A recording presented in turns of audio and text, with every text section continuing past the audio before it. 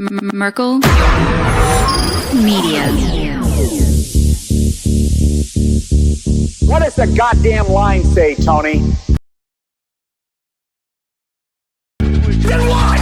I'll be arrested, put in airport. Sideways, man. It's a big club, and you ain't in it. How dare you?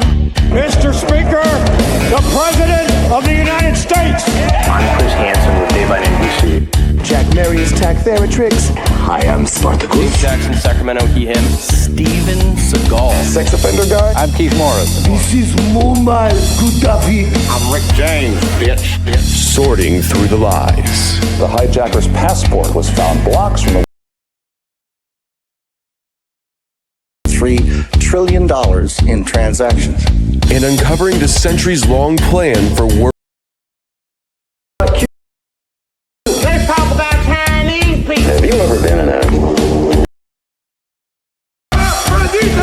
Swangles in Fort Lauderdale? I have sent 6 of my Libyan missiles to blow up the Sears hardware department. Nothing could be more fun than jumping off a cliff with 2 German bisexuals. Oh, you English are so superior, aren't you? Thank you, comrade. And now, Macroaggressions. That's what assholes call it.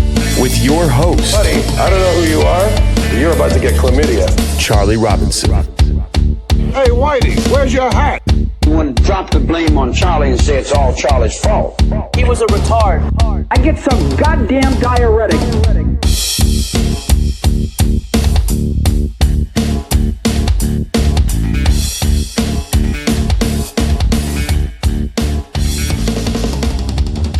Welcome to Macroaggressions. I'm your host, Charlie Robinson. If you are watching us on Band.video, Rockfin, Odyssey, Vigilante.tv, or you're listening wherever podcasts are served, thanks a million. We appreciate the support. You can share this this episode with your friends and family, and we would appreciate that. You can follow me on Twitter at Macroaggression, or you can go to the website, theoctopusofglobalcontrol.com. Hey, if you're going to look for, if you want to get out of town for a while and head someplace beautiful and warm, what do you do in the first week of February 2023 in Mexico? Maybe in Acapulco, Mexico. You can come hang out. I'll be there with Max Egan, Larkin Rose, Dan Dix, Del Bigtree, Mark Passio, Andrew Kaufman, Carrie Madej, Miriam Hanane, and of course, the legendary Ron Paul. So if you're interested, narcapulco.com, promo code MACRO, save yourself some money on the tickets and everything associated with that. Would love to see you. It's a great time. I guarantee you'll have a blast. Thank you to Legal Shield, our newest sponsor. They have been in business for 50 years. They have an A+ rating with the Better Business Bureau, and their programs are available in the United States and Canada. This is one of the smartest decisions I have made to sign up for their program. I think you should at least check it out. It is the collective buying power of all of us directed towards high-power law firms in your area. It really gets you in the door at in access to lawyers that you probably wouldn't be able to afford individually on your own, or maybe you could afford it but wouldn't want to spend it. It's $1 a day. It's $30 a month. It's very reasonable. They have a variety of packages. One is the legal protection, and but you can add on things like if you have a small business, if you have you're interested in ID Shield, which is credit monitoring, reputation management, password manager, all those things. If you carry a gun, if you have a license for a gun, they have documentation and paperwork for that. Look, check it out. Check it out. I mean, just go over to the website and see if you think it's right for you. They created a landing page for us, www.don'tgetpushedaround.com. If you have a couple minutes, check it out, see what you think. And I've asked the question on previous shows, like, what's your paperwork situation looking like? Because you're going to need it. If you don't have a will and testament, you got to have one. If you don't have a medical power of attorney or a financial power of attorney, you need it. And nobody wants to spend money on it. So, rather than spend a couple $1,000s to acquire these documents and put them in your safe, like you have to have if you're a functioning adult, most people just put it off. But you don't have to do that anymore. Just sign up for Legal Shield for $30 a month, and within the first couple of days, just schedule yourself an appointment with the law firm in your area. The average attorney there has 22 years of experience, so you're not going to get somebody just fresh out of law school. You'll get an experienced attorney. Get all that stuff done, knock it out, put that stuff in your safe and be done with it, right? Just that's what I say. But look, you'll never get a hard sell from me. So my request is just go to the website, take a look, see what you think. If it's right for you, pull the trigger. If not, that's cool as well. www.don'tgetpushedaround.com. Also, thanks to Chemical Free Body, 2023 is here. Is this the year that you finally take your health into your own hands? Nobody's going to do it for you. I got bad news for you. Nobody's coming to save you with regard to your health. You're going to have to do it yourself. And that starts with making a decision that that's what you're going to do. Now, obviously, get in the gym, start working out, start walking, start doing the things that you know that you need to do. But a component of that, supplements. Supplement market is multi-billion dollars and filled with a bunch of scammers. One thing I can tell you with absolute certainty is that Tim James, the owner of Chemical Free Body, is a fantastic human being and his products work. That's what I can tell you because I know Tim and I've been taking his products now for several years. I have great results. I take it every single morning. Green 85. Check it out. If you're interested, promo code MACRO. Use that. It'll save you some money on your way out the door. But everyone wants to put it off, and then the new year comes, and they say, "Well, I'm going to make some decisions. I'm going to change some things about my life." Good. I hope you do. I hope you feel better. Nothing worse than feeling shitty, right? So part of that is just acknowledging that you need to fix your diet and get the supplements and get the minerals and vitamins that you need. Chemical Free Body is a good place to do it. Check it out. Promo code MACRO over there to save yourself a little bit of money. Well, we're going to talk about a group of people that get a little bit of notoriety, not a ton. They certainly don't get the sort of recognition for their craft that they deserve, and by craft I mean trying to enslave the world. And that's the Aspen Institute. Now, you might have heard this. You might have heard it recently in the Twitter files when it kind of leaked out that Yoel Roth, the head of Twitter safety and security, whatever he actually did, that was his title. He mentioned in one of the leaked emails that Matt Taibbi and the crew put forth that he was unable to join this meeting with the FBI. I can't go to the FBI meeting because I have to be at the Aspen Institute and present on vaccines. To which my response is, why the fuck is the guy from Twitter safety presenting on vaccines? Unless his presentation is, let me show you how we use propaganda at Twitter to convince dumb people to line up and inject themselves with experimental gene therapy. I shouldn't say dumb people. I should say manipulated people. That, you don't have to be dumb to have taken the vaccine. You just have to not be paying attention. You can be dumb, and a lot of dumb people did inject themselves, but a lot of well-meaning, very intelligent people did as well. And well, that's the power of propaganda, I suppose. It's really disgusting. And part of the group, one of the groups that was instrumental in really pushing a lot of these bullshit agendas is the Aspen Institute. And we're going to get into this because I don't think that this group gets the sort of love, and I use that word loosely, that it deserves for what they are contributing to the world. The Aspen Institute is a global nonprofit organization committed to realizing a free, just, and equitable society. Ding, ding, ding, ding, ding, ding, ding. You start hearing words like equitable. You go, oh, equity? Oh, everybody's going to get equity in this society? Well, you're all going to be equally screwed. So in that regard, it will be equitable because nobody else will have anything more than you. None of your neighbors or other people. They, the ruling class, will have. It won't be equitable for them. They'll have everything. You will have just as many crickets as your neighbor to eat. So that's what they mean. And so what are they doing at the Aspen Institute? Well, they were founded in 1949, and they do conferences and events, and they put on programs that drive change on global and domestic challenges, whatever that means. Leadership programs that build networks of value-based leaders. That's fine. What are your values? That's my question. I don't have a problem with you having a leadership program that builds networks of value-based leaders as long as you're very upfront about what your values are. if your values are enslaving the world under the fake climate change flag and instituting a decarbonization of the planet, then those aren't the sort of leaders we're looking for. But they're going to still have these programs. They have a youth leadership program. They have media resources that promote their solutions. Obviously, they're heavily involved with using the media to get their message out. They have international partners that address global challenges and develop civil society. These are the forward-facing things that they do. These are the things that they tell you that they're doing. And so it's international in scope.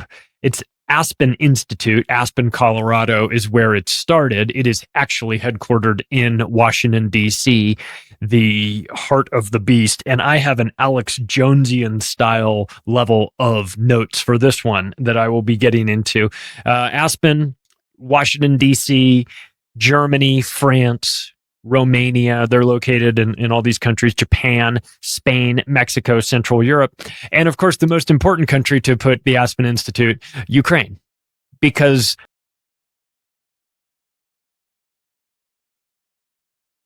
the poorest country in Europe, the most corrupted country in Europe, and the washing machine for the world's funny money. But they care about the climate in Ukraine, as they systematically are bombing the shit out of everything. Yeah, great.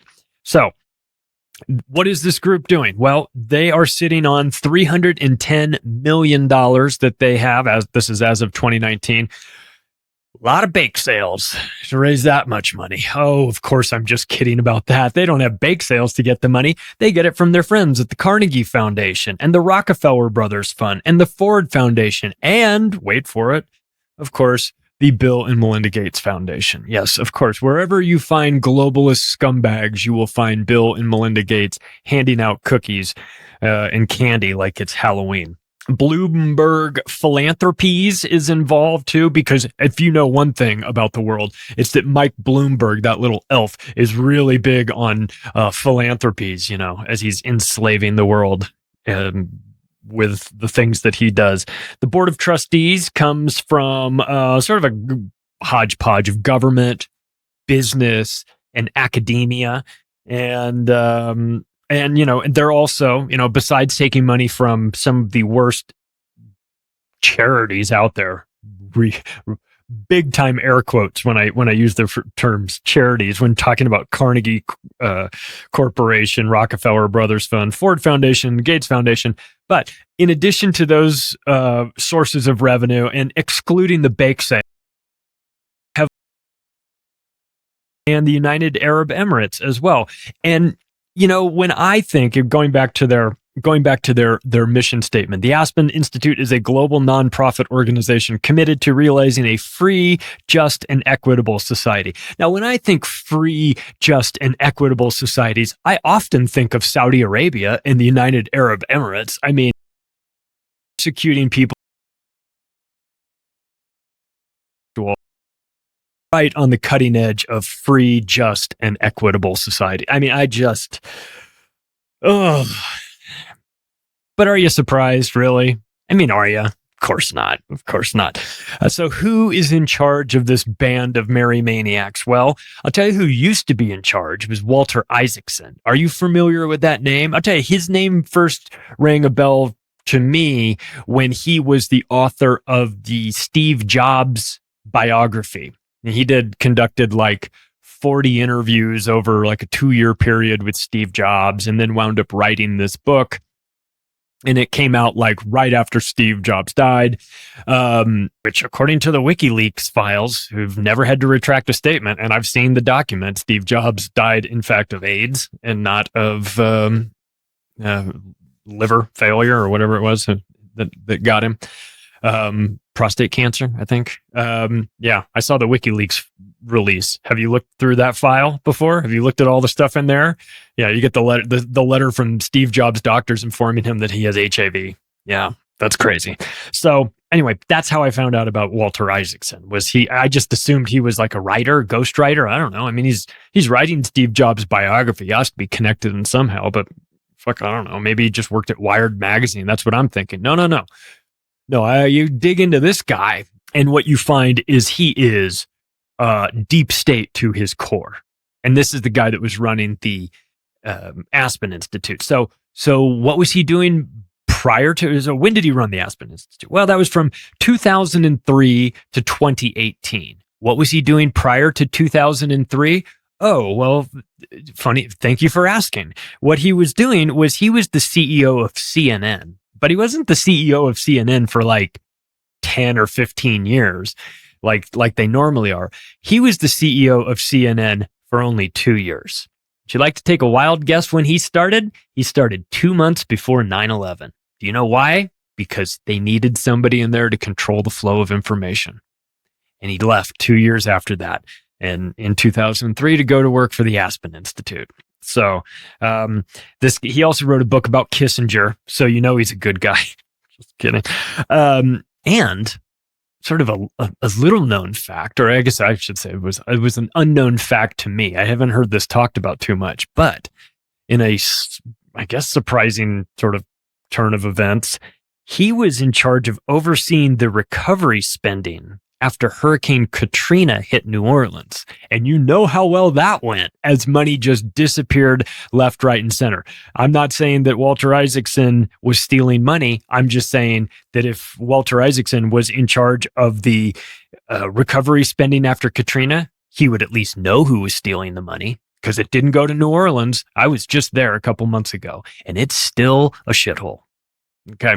Those things didn't get rebuilt. He was appointed by Obama to be the chairman of the Broadcasting Board of Governors, which runs Voice of America and Radio Free Europe, both propaganda outfits of the United States, which is actually kind of fitting for Obama to appoint him, since Obama the United States, but he appointed him prior. This is actually prior to the Smith Modernization Act of 2012. It doesn't matter. Not like they weren't propagandizing us before that. They just had to make it legal. And if you were unsure about Walter Isaacson's background, you thought, well, maybe he's not totally deep state, then let me just boards of directors that he sits on, and then you tell me what you think. The U.S. Department of Defense Initiative Advisory Board. Okay. Halliburton's board. Halliburton, former CEO Dick Cheney, stepped down as CEO of Halliburton, which is a multinational engineering firm. It's like the type of company that John Perkins used to work for. He worked for a company called Maine that was in charge of building these massive hydroelectric power plants or airports or freeways or whatever. They take on the big jobs. Well, Halliburton is like that. And Walter Isaacson sits on the board of Halliburton. He is on the board of Bloomberg Philanthropies. Okay. If you know who Mike Bloomberg is, then you know what a devious organization that is. There's no philanthropy going on there, I assure you. Yeah, he's on the board of the Rockefeller Foundation. Okay, like that in and of itself is automatic disqualification. He's on the board of the Carnegie Institute for Science, and he's also on the board of directors for United Airlines, which is really fascinating considering how concerned with climate change the Aspen Institute is. They're just really concerned with, obviously equity. You got to have equity in your climate change. It's just not the same without it. But they're super concerned about damaging the environment and the harm that we're doing to the environment. As the head of the Aspen Institute sits on the board of United Airlines with their airplanes that are, contributing to carbon output, and the U.S. Defense Department and Halliburton and Rockefeller Foundation too. It's just, I'm a little surprised he wasn't on the board of DARPA. Why not? I guess you got to have aspirations, right? Maybe for 2023, our hopes and prayers can be that Walter Isaacson finally winds up on the board of directors for DARPA or In-Q-Tel, or who fucking cares. Anyway, so that's the guy that's been in charge of this from 2003 to 2018. Okay. So if you're wondering where they get their ideas for climate and all that stuff, just understand that the president and CEO of the Aspen Institute for a 15-year period was a guy that was in charge of managing information flow as the CEO of CNN in the lead up to and then the eventual happening of 9/11, Afghanistan, and the build up to the war in Iraq. The perfect guy. The guy that would shut down any sort of dissenting voices or opinions. A gigantic, full-fledged 5-star hypocrite. Let's get into what they're doing. They have a program called This is Planet Ed. Or maybe it's ED.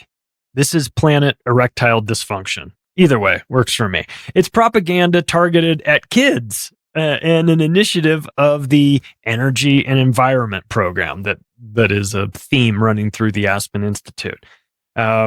This is their tagline. Just listen to how many buzzwords are in this.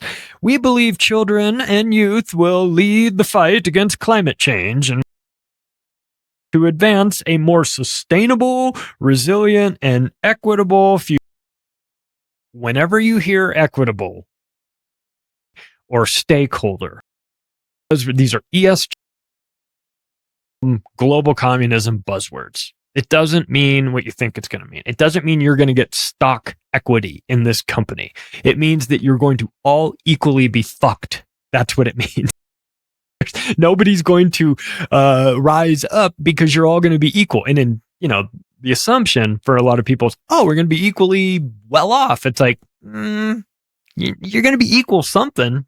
Well off? That's you making that assumption. No, we never said you were going to be well off. We said you'll eat the bugs and you'll own nothing. Remember that? Well, that still stands. Well, but don't worry, everybody, because my person in charge of This is Planet Ed, is former New Jersey Governor Christine Todd Whitman, Bush's head of the EPA, the Environmental Protection Agency. Now, if you're the head of the Environmental Protection Agency, you know all this stuff is a scam by default. I mean, you have to. You wouldn't be in that position if you weren't on the team.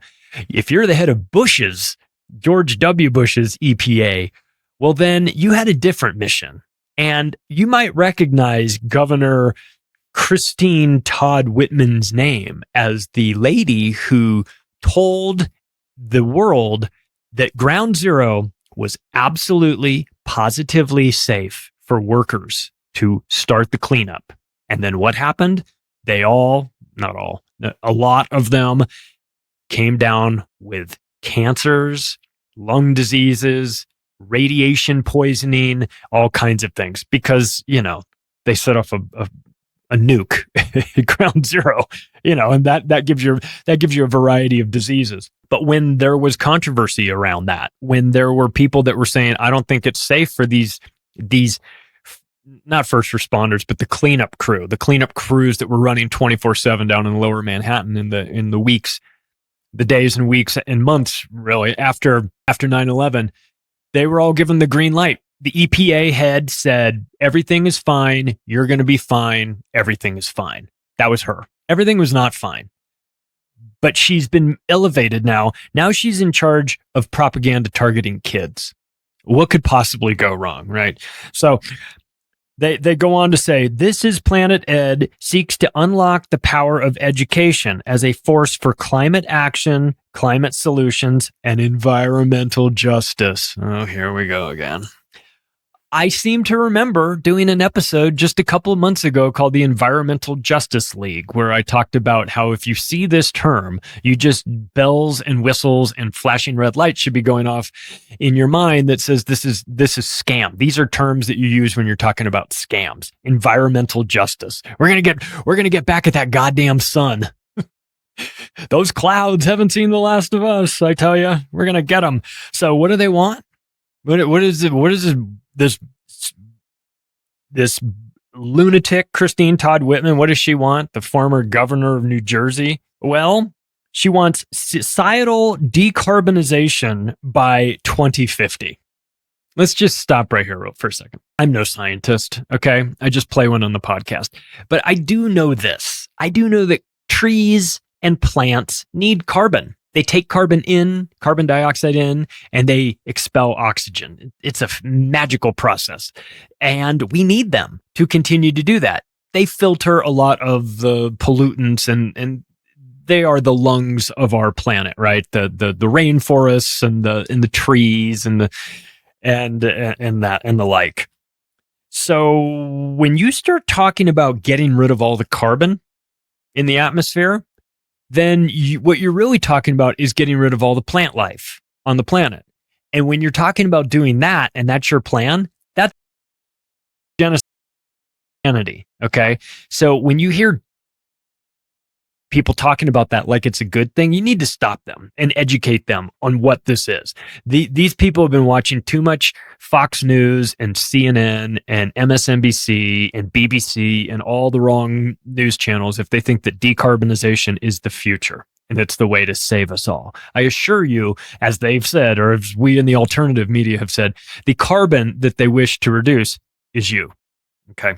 So they also have a thing called K-12 Climate Action.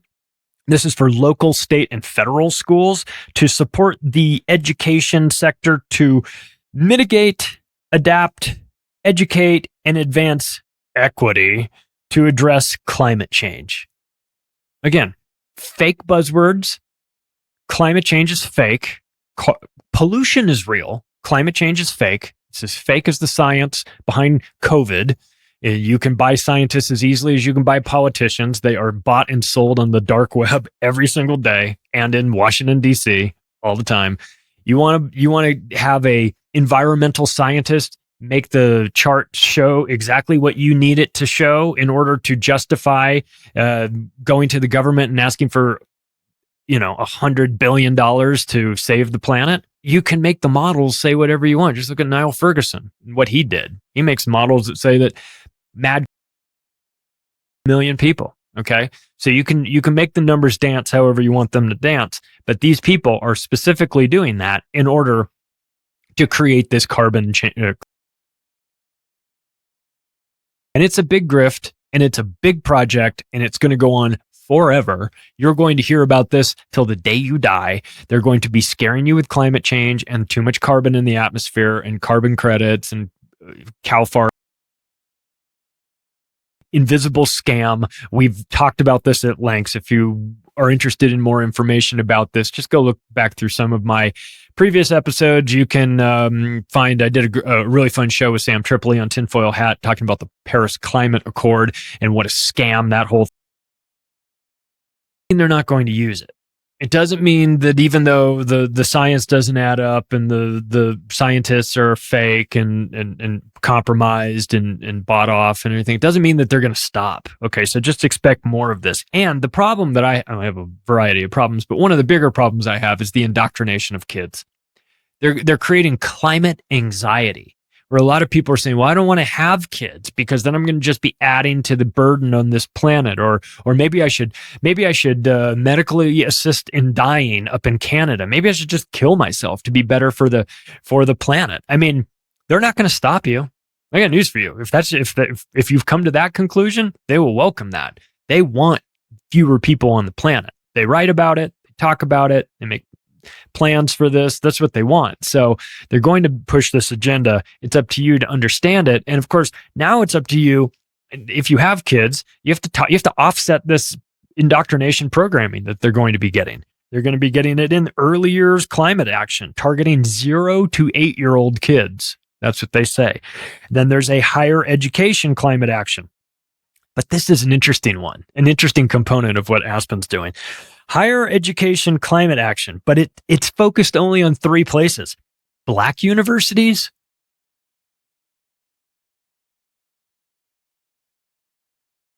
it's almost like the carbon that they rid of are all the minorities.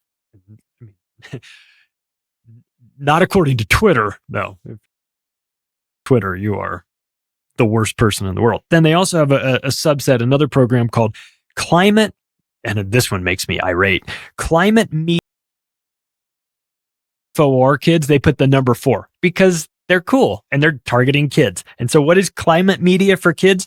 They quite literally talk about this. They talk about inserting propaganda into the kids' content, media, whatever. You know, the recent wave of grooming that's been happening, where my two mommies books are popping up in all these schools. There is an agenda. Okay. In that particular case, we're talking about like the sexualization of kids, or the fact that trying to teach people that there's 100 pronouns, or that sometimes boys have periods and all that horseshit. That's real. Of course, we know that. But understand this. That same insertion into children's literature is happening at the climate agenda window as well. And Aspen Institute is driving that. Okay. They said it in their, they've got a climate media for kids talking about that. So expect it to be inserted into storylines and cartoons, in comic books, in woke Netflix type agendas that are targeting kids and all that stuff. When they're not sexualizing them, they're giving them anxiety that the world is going to end, which is awesome and definitely won't impact their behavior at all. Sarcasm font. Let's talk about this. They've got a division. They've got a division called environmental justice. Like I said, when you hear that term, you just know that we're going to get back at. I guess we're going to punish the sun is racist. I guess. I don't know. The rain is definitely racist. Maybe the wind too. I've got to read this. It's a couple sentences. This is from their website. I'm going to read it in full, and then I'm going to go back and mock it. Okay, like line by line, because it's so cringy and filled with buzzwords and nonsense. And you play along at home and see if you can figure out what they're trying to say, because it's environmental justice. So it's a total scam and they're not really saying anything. But just listen how eloquently they say nothing. So this is from the site. The Energy and Environment Program is expanding our commitment to environmental justice and equity for all communities. We are working to increase our efforts to combat the structural racism so deeply embedded in the U.S. history, culture, and practice of managing shared land, ocean, water, food, and other life-sustaining resources. Our goal is to bring environmental justice to the core of our existing programs and to develop new programs focused specifically on addressing environmental justice and the intersectionality of climate change. I could barely even get through it with a straight face. I know what you're thinking. Did Kamala Harris write this thing? The answer is yeah, probably. Okay, so let's start at the beginning. Our Energy and Environment Program is expanding our commitment to environmental justice, which is fake, and equity for all communities. Equally screwed. I'm just translating it from wokeism horseshit into common English. We are working to increase our efforts to combat the structural racism so deeply embedded in the U.S. history, culture, and practice. Everybody's racist, of managing shared land, ocean, water, food, and other life-sustaining resources. Okay, structural racism is involved in managing. First of all, we're managing shared land. Are we? Or I thought there was private ownership. Whose shared land are we talking about? Der Commissars? I'm sorry, but get off my property. You know what I mean? This is, so they're managing shared lands and in their minds or something. Our goal is to bring environmental justice, fake, to the core of our existing programs, which are scams, and to develop new programs, more scams, focused specifically on addressing environmental justice, the big scam, and the intersectionality of climate change. I don't even know what the fuck that means. I'll be completely honest with you. The intersectionality of climate change? That sounds made up to me. And I'm fighting the urge to not read that with a lisp, because the whole thing is like, oh my God, like the environment program, we're expanding our commitment. The whole thing is just nonsense. It's gibberish. They go on to say during this, I scoured their website and all these documents. They're trying to find some of the things that they've said. And so they talked about some things. This is environmental justice. Okay. And so they mention that they quote, we're standing in solidarity with Black Lives Matter. It's like, oh shit. That's a gigantic con job, right? You understand that those those Patrisse Cullors and those, they are admitted Marxists. They are going to jail at some point in the near future, if it hasn't happened already. Well, it hasn't happened with the heads.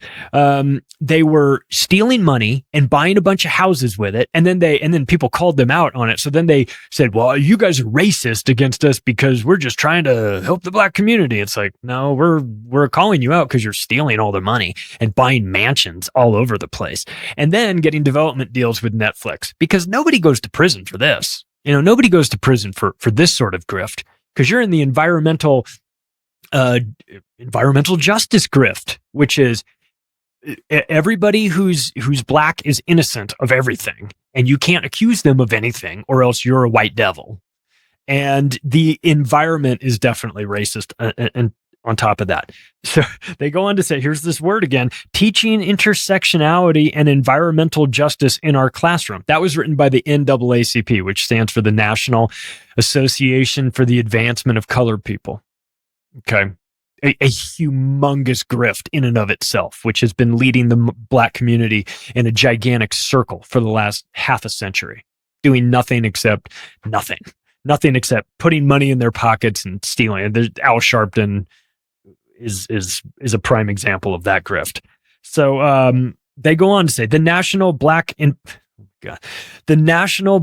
Environmental Justice Network aims to compact environmental racism by creating space for leaders and building alliances to connect their work, share resources, and strategically target systemic racism. I mean, please explain to me what that means. The National Black Environmental Justice Network. So is the environment racist? That's what I want to know. Because if we're looking for environmental justice and we have the National Black Environmental Justice Network, then clearly the environment is keeping the black man down.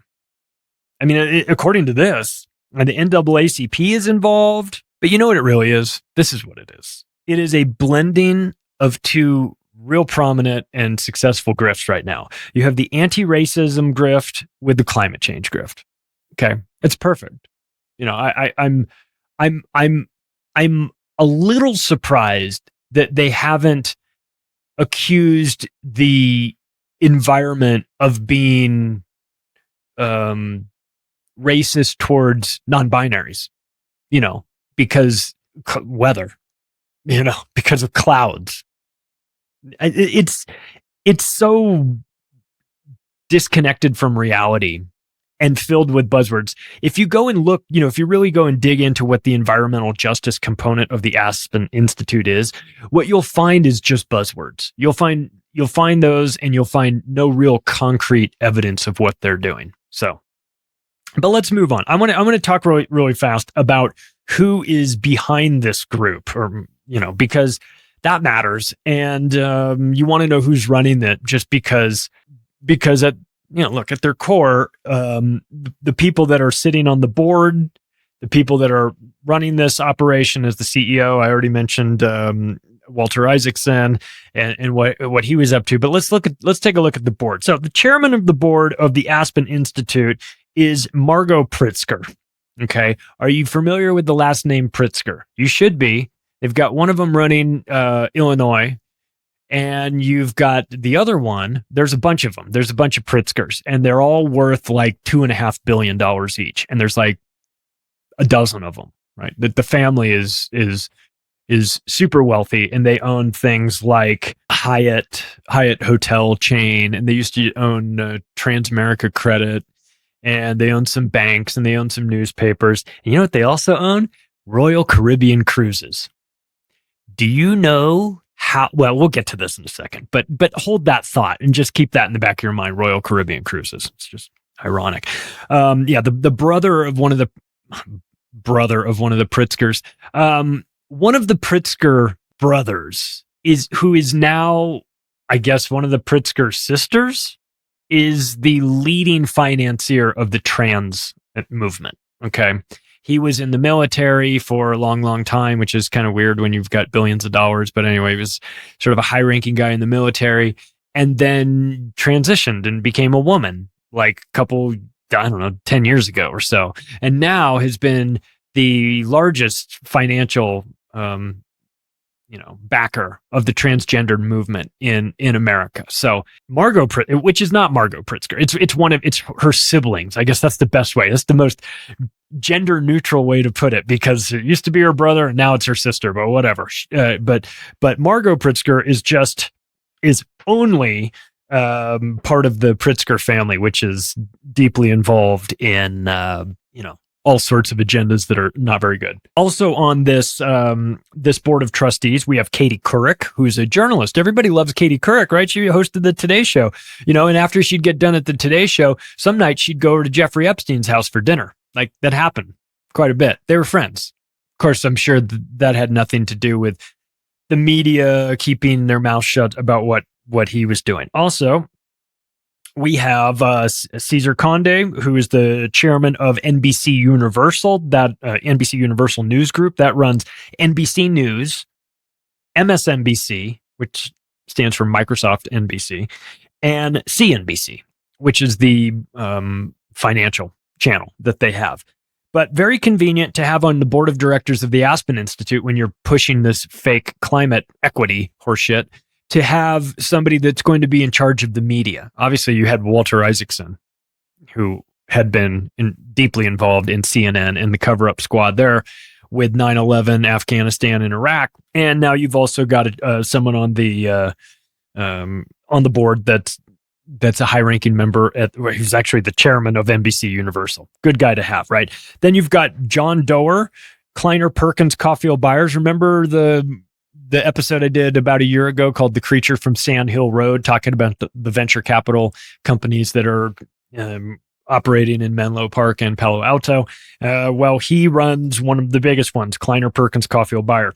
They are involved in, Al Gore is one of their advisors. John Doerr put in money to finance the beginnings of Google and Amazon, among other things. Twitter, you look through his client list, it's pretty good. I mean, there's really few people that have nailed it more than Kleiner Perkins Caulfield Byers as an organization, and John Doerr in particular is one of those guys. He gave a $1.1 billion grant to Stanford University to be used for sustainability. Now listen, I want to be clear. I have no problem with the concept of sustainability if we're going to actually have that conversation. You want to build things instead of functional obsolescence. You build brake pads that don't fall apart, after a year. They last you 4 years. Or you build a watch that doesn't break down after 5 years. Instead, it lasts 10 years. Things like that. If you want to be sustainable, there's ways to do it. But this guy gave a little over $1 billion to Stanford so that they could get involved in sustainability. But when I hear sustainability from a guy who's sitting on the board of the Aspen Institute, what I think is fake climate change. So instead, I don't think he's doing it the right way. Arnie Duncan is on the board of the Aspen Institute. Does that name ring a bell? It should. He's the former U.S. Secretary of Education. He is the genius who implemented Common Core.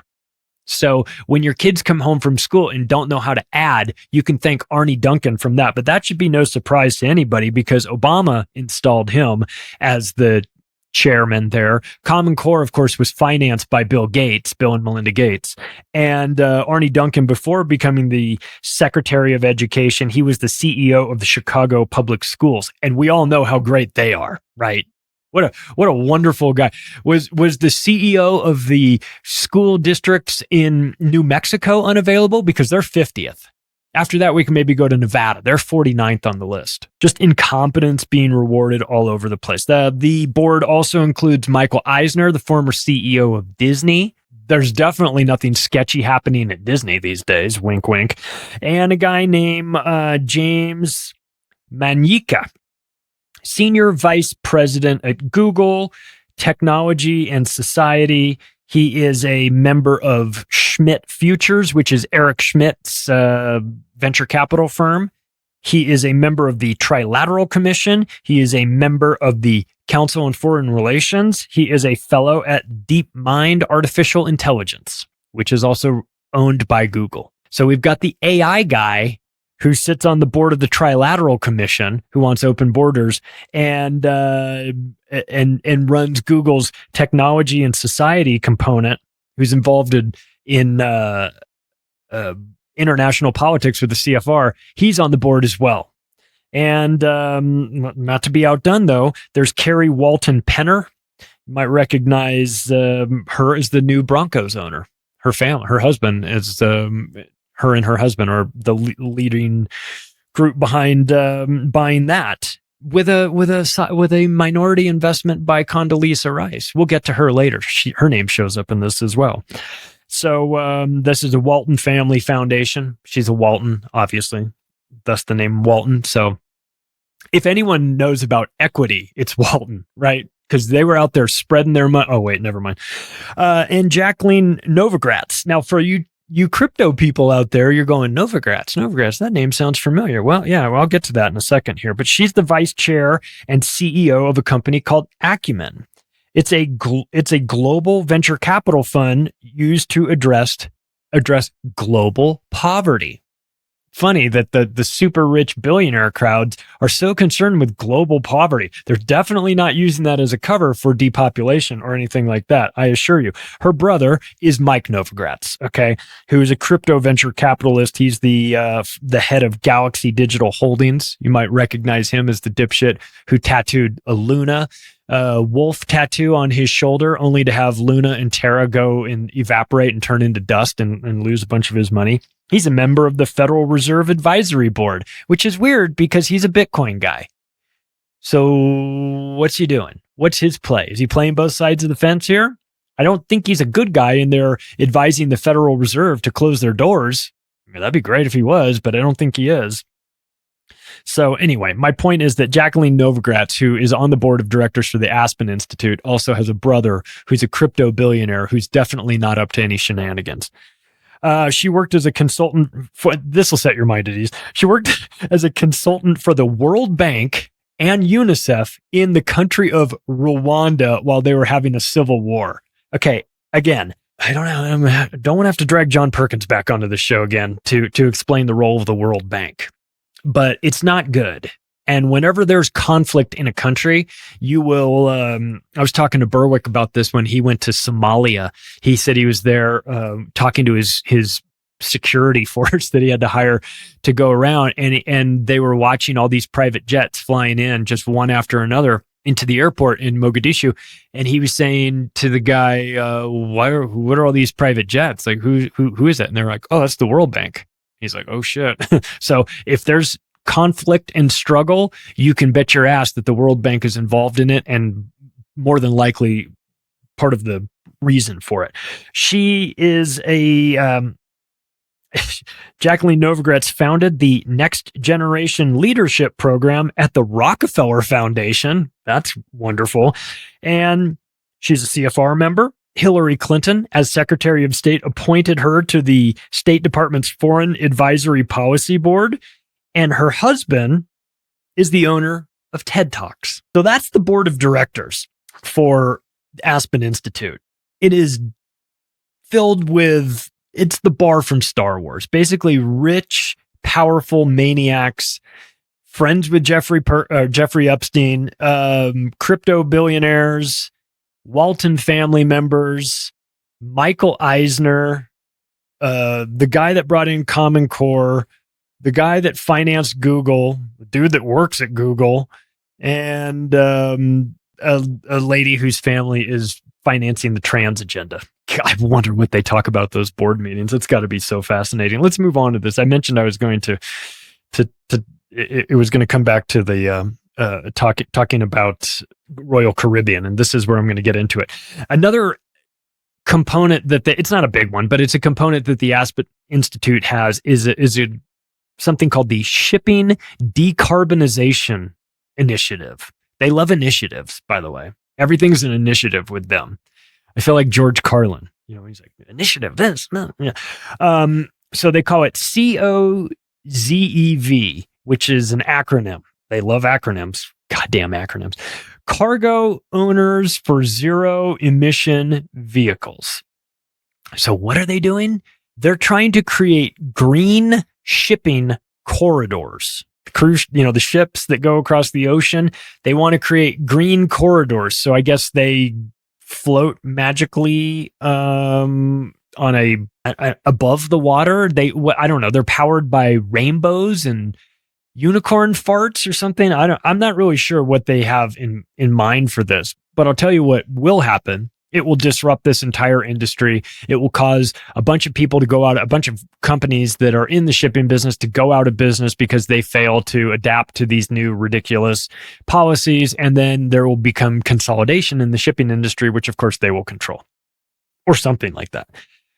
But when I hear cargo owners for zero emission vehicles, it smells like ESG to me. That's just me. They're talking about forming coalition to promote this idea in manufacturer support. So it's not doing anything yet, but they're on a fact-finding mission to create a committee to maybe sort of raise support and awareness of this idea that they have to decarbonize the shipping industry, which literally nobody's calling for, but whatever. They're trying to be in line with the Paris Climate Agreement Accord of 1.5 degrees Celsius trajectory by 2040. That means I think they want to lower the temperature, but it's hard to tell because the temperature, climate's changing and all. It goes up, it goes down, it does all kinds of things, but they're in agreement to lower the Earth's temperature by 1.5 degrees Celsius. Okay, whatever. Good luck with that. And they are seeking full decarbonization by 2050. It's interesting though. It puts out a ton of CO2 into the atmosphere is Royal Caribbean cruise ships. Don't you know? Oh boy, the one cruise ship equals 12,000 cars in terms of carbon dioxide emissions. So don't you find it just a little bit hypocritical that not just a member of the board, the chairman of the board of the Aspen Institute, Margot Pritzker, whose family owns Royal Caribbean, is talking about decarbonizing the shipping industry while simultaneously owning the largest polluter in the shipping industry? Does that not seem just, a tiny bit hypocritical? Of course it is.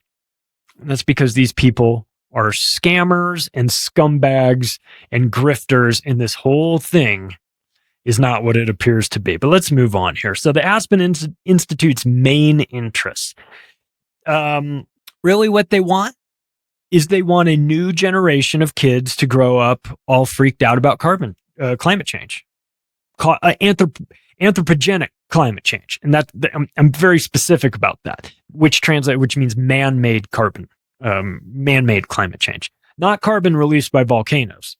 We can't tax them. We can't modify the behavior of the Icelandic volcanoes that put more carbon dioxide in the atmosphere than all of human activity combined. So we can't do anything with that. If they were really serious about carbon dioxide in the atmosphere, they would be serious about all of it, not just one specific small slice that is man-made carbon dioxide emissions, which is the term they use for that is anthropogenic, caused by man. Okay. So that's what their main interest is. We're worried about climate change, but only the man-made kind, because we're not interested in actual climate change or actual carbon output. We're really more interested in modifying human behavior. Okay. So they've got something called the Future Leaders Initiative. And this is for the Future Leaders Climate Institute. And of course, it's like a Young Global Leaders program. It's like the World Economic Forum Young Global Leader program. They also have the Aspen Junior Fellows program. This is teaching social responsibility to kids to, again, freak them out. They have Aspen Ideas. This last Aspen Ideas was on, what do you know, climate. And where did they hold it? In 2022, they held it in Miami Beach, which is really weird because I was specifically told that Miami Beach would be completely underwater by now. I was told that in 1979. I was told that in 1987. I was told that in 98 when all this stuff came into fruition. Or in 92. I'm sorry, at the COP event in Brazil, where they said we're all going to die unless we remake society. Al Gore told me this in Inconvenient Truth. I was told sea levels were going to rise. So my question is, Aspen Ideas, when you have your climate summit, why'd you schedule it in Miami Beach? Are you just going to try and scare everyone and say, we can't have this conference here 12 years from now because this entire place will be underwater? I'm sure they tried, but Miami's still there, for better or for worse. Sustainability assisted by smart infrastructure. They're very, very big on smart infrastructure. And by smart infrastructure, they mean this type of infrastructure that will allow them to turn off your ability to get anywhere. We're talking about 15-minute cities all of a sudden. Richie Allen and I talked about this. We're talking about, cars have got to go. You'll own nothing and be happy. That's World Economic Forum lingo. So this is where they're going. They talk about grid updates or upgrades to the power grid. Why? There's a proposal that has been sitting there collecting dust to fortify the American national power grid against EMP attacks, and it will only cost $2 billion, which is a lot of money, clearly, but not when you talk about how much money is going out the front and back door to Ukraine. We could fortify our entire electrical grid against EMP attacks for $2 billion. We haven't done it. I mean, if I didn't know any better, I would think maybe they want it to be unprotected, right? But that would make me a tinfoil hat wearing conspiracy theorist. Have you heard of the Aspen Music Festival? That's theirs. Sorry. That's theirs. If you want to hear some smooth jazz music while you're being propagandized to about how all the polar bears are going to die, well, then that's your place. They have the ecological transition towards Agenda 2030. They're big on that. 2030, that's United Nations. Of course, again, why would that be a surprise when you've got people that are on your board of directors that worked for the Rockefeller Institute? Of course, you would be on board with the Agenda 2030 benchmark. So it's really no surprise here. And then we have the National Recovery and Resilience Plan. This is used to attract private capital for climate initiatives. There they are with initiatives again. So let's talk about a different one. Let's talk about the Aspen Global Leadership Network. This is a group of 3,000 members, a lot of them entrepreneurs from 60 different countries. They are participating in 14 different fellowships, including things called like the Henry Crown Fellowship and the China Fellowship, Health and Innovation Fellowship, Finance Leaders Fellowship, blah, blah, blah. Goes on and on and on. Then they have a group called, they do a forum with 120 kids, ages 10 to 18, and they are asking them or teaching them how to become, quote, change agents. Okay. Change agents. So who sponsors this? Who sponsors this global leadership network, and who is trying to finance the brainwashing of these 120 kids to become change agents, Agent Smiths of the world? Well, don't worry, everybody, because it's none other than David Rubenstein, the founder of the Carlyle Group, who hired George H.W. Bush to work for him after he got out of office. Who George H.W. Bush was having a meeting on the morning of September 11th in Washington, D.C. on behalf of David Rubenstein's Carlyle Group with the Bin Laden family. But again, just a glitch in the matrix, a total coincidence, nothing to see here, move along. So David Rubenstein is involved, which is never good. MasterCard is involved. Well, it's just a credit card company. Okay.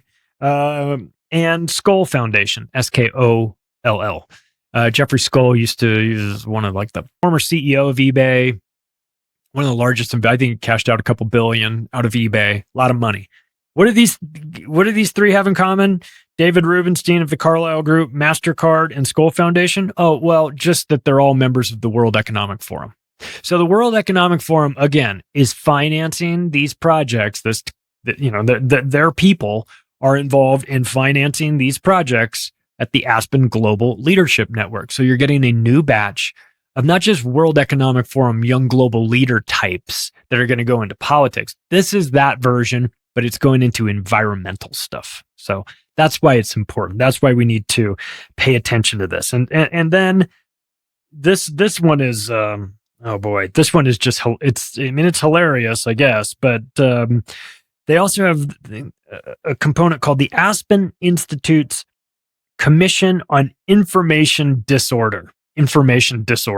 I mean, they think that the information that is coming out is inconvenient. They're very concerned, much like UNICEF was, with disinformation, meaning information that goes against the narrative. So they brought in technical advisors to be a part of this Aspen Institute Commission on Information Disorder. Wait till you get a load of who they brought in to manage the information disorder.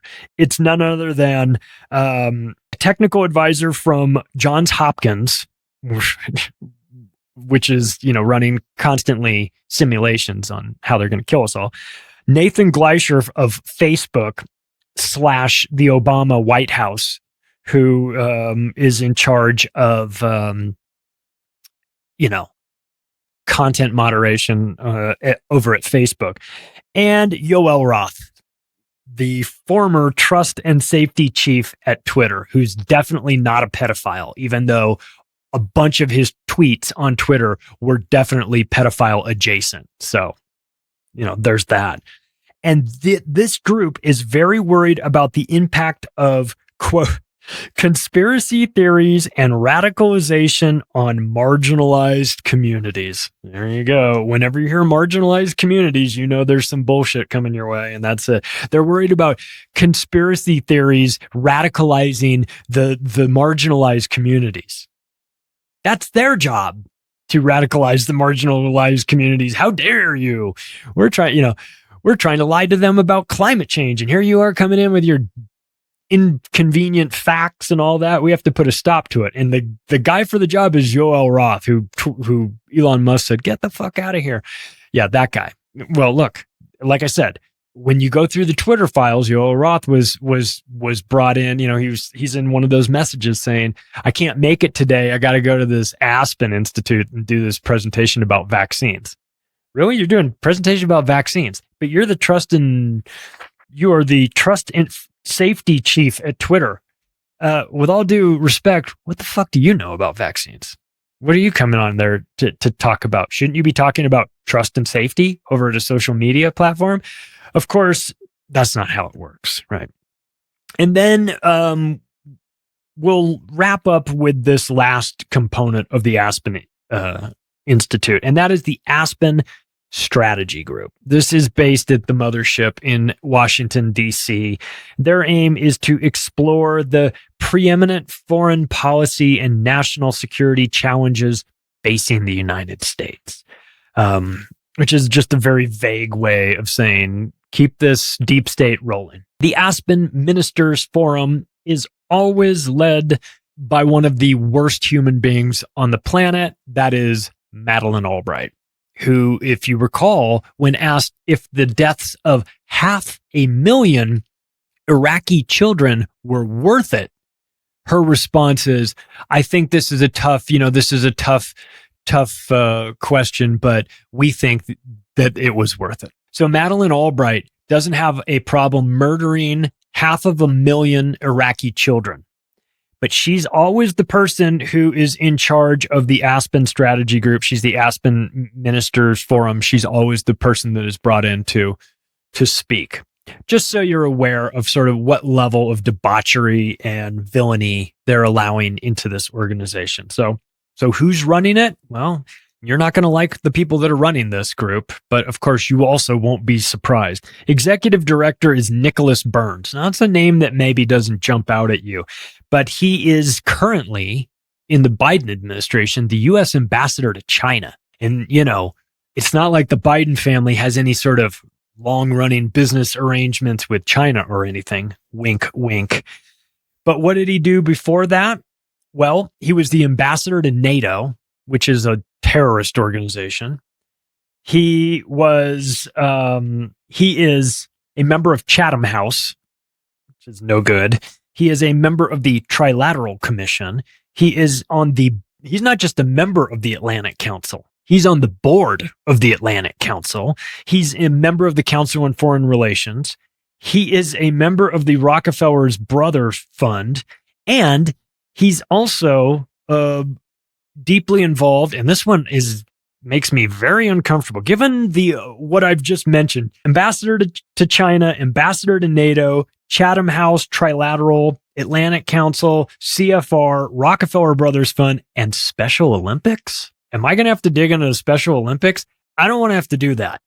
But if Nicholas Burns is involved in the Special Olympics, I've got a really bad feeling about this. And I'll tell you what, you may think that that's a line they wouldn't cross, and you would be wrong. Okay. So I'm not saying there's anything going on in the Special Olympics. I'm just saying that one of the guys that's deeply involved with them is a deep state scumbag. So it might be worth investigating.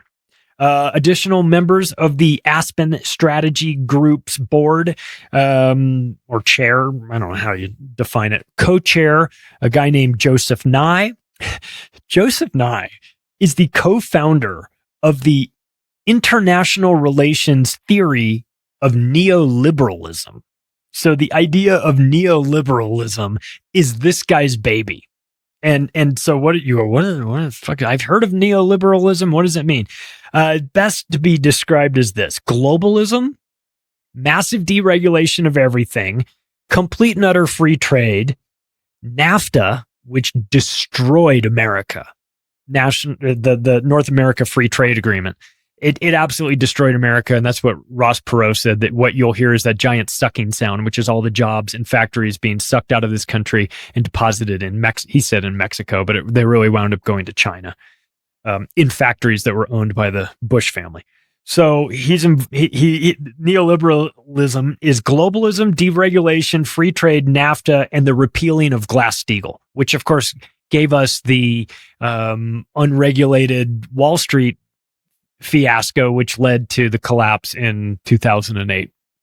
All really great things. That's what this guy's in charge of. He's not just in charge of it. He doesn't just like these things. He came up with the concept of them. Okay. So they went ahead and got the guy, right, who's in charge of that. Then we've got another co-chair, Condoleezza Rice. Oh, Condoleezza Rice, former Secretary of State under Bush from 2005 to 2009. And she she's like I mentioned, she's a partner, a minority owner in the Denver Broncos. And my assumption is that she probably made that connection through the Aspen Institute, because Carrie Walter Penner is on the board, and she's married to the owner. I mean, I guess she sort of is. I mean, it's her money, so maybe she's technically the owner. But Condoleezza Rice is in charge of focusing on health, energy, and environmental policy. Just as long as you're not in charge of figuring out more countries to bomb and more children to murder. And lastly on this list is one of the directors of the Aspen Strategy Group's board, Anya Manuel, former diplomat at State Department, partner with Condoleezza Rice and they have a business together. She worked at the NSA and she works at the NSA with Stephen Hadley and Robert Gates, and Condoleezza Rice and Anya Manuel came together to create a strategic consulting firm.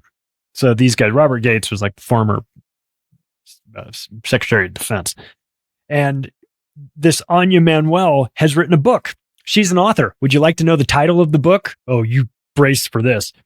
She is the author of This Brave New World, India, China, and the United States. Boy, Brave New World. You mean like Aldous Huxley wrote, one of the members of the Committee of 300, who is writing stories about how they want to take us into a techno-feudal dictatorship where we are fed crickets? Amazing choice of names for that book, huh? She's from Stanford and Harvard, which is a pattern you'll notice for all these deep state organizations. She's a member of the Council on Foreign Relations, member of the Defense Policy Board at the Department of Defense, and she's on, for you crypto people out there, she's on the board of directors for Ripple Labs, which is deep state crypto, partnered with the World Economic Forum, and definitely involved in the bringing forth of central bank digital currencies. So again, Aspen Strategy Group is just one component of the Aspen Institute. If you look at it as a pyramid, Aspen Institute would be at the top with all of these other groups underneath it. And again, you're known by the company you keep. And when you take a look at who's on the board and you take a look at who's running the boards of the variety of different components, Aspen Strategy Group is one of them, really just the worst people in the world. So from time to time, you're going to hear this group mentioned. I felt like it was important for us to have an understanding and to realize that what these people are doing. Well, look, they may say that they're out there saving the world, but I would define them as this. I would say this about the Aspen Institute. It is a deep state program to indoctrinate the kids into a variety of agendas, including fake climate change, equity, stakeholder capitalism, BLM, environmental justice, decarbonization, systemic racism, and other horseshit ideas that lead directly to the Great Reset. It's an investment in the next generation to make them demand their own enslavement. They will do so by thinking that they're saving the world. They will be walking into a trap in which they will own nothing and like it. They will be debating whether or not tonight we're having those delicious grasshoppers that mom always makes, or if we're going to be stuck eating mealworms and crickets. And those factories are under construction right now. They're already being built. Don't think this is some conspiracy theory. This is conspiracy fact. It's pretty troubling, but hey, what are we going to do? At least you know what's out there. If you like this episode, you can take the additional step right now of sharing it with your friends and family. If you want to connect with me, you can do so through the website, theoctopusofglobalcontrol.com. You can follow me on Twitter @macroaggression. Thanks, everybody. I'll talk to you soon.